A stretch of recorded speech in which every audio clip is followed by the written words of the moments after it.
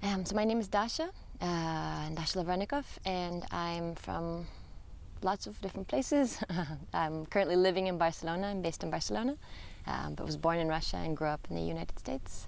And over the last 10, 12 years, I've been living between Europe and spent a period of time in Brazil, working there as well.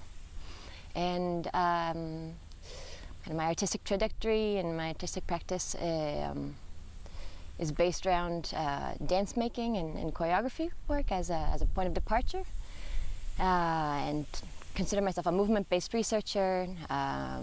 So my overall interest in the work, both during this period here and as well as in my artistic practice at the moment, kind of a focus that I'm working around is a notion of drifting and wandering, which is I've been discovering as a tool to bring me into a certain kind of state of attention. I definitely came with lots of different ideas around what I wanted to work with, and with the drifting and the driftwood and the body that also drifts from one place to another, moving from one place to another, both in locomotion, the notion of just simple locomotion, but also from one country to another.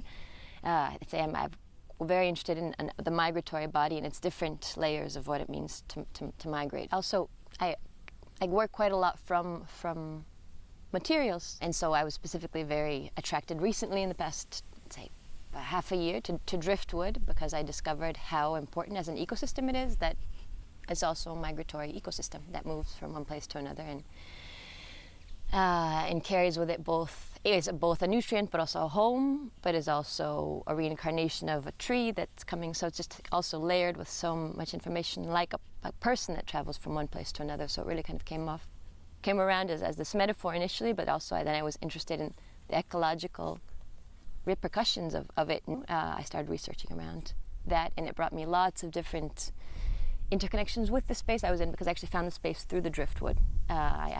It was the only space I had found that had driftwood, which was Provestenen, a new space that opened up as a new green space, a temporary new green space. You didn't know what it was and what it was for, and this unknowingness about it, and all these objects that started appearing throughout the space that had some sort of history but also didn't have any functionality. Like, it wasn't a very functional space, and it's not about being functional there.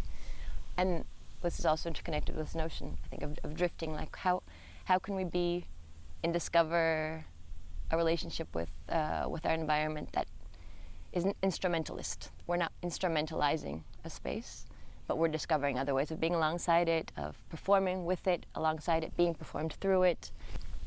So I think I visited the space about, I don't know, maybe 8 times, kind of on a repetition of coming back to the space. And as I did in the trace, as I tried to also share through the trace, different scores for myself, or like parameters, tasks, like for example, staying at a certain level of, like, in my body, in the space, a tuning connection with the space, but then also just a relational shift, compositional shift for my body. I'm really, really fascinated by the fact that 70% of the information that we get from a place when we come to it is through a memory. So there's such a small little range there of not of newness, but of what we. And so how do you open that up? How do you expand that space to both access the memory, but also be able to see and notice? I think that we have a very instrumentalist relationship, especially in the Western world, with how we understand resources and how we understand material and how we understand even the body. Everything becomes very objectified. And I think that this relationship, it starts, you enter both into the relational, but also into the sensorial, and then also into the compositional. And I think that they interconnect and allow us to kind of snap out of a certain objectified and instrumentalized habit that we've entered into, and that in cities is augmented, I think, because of a lack of a relationship also with some aspects of nature.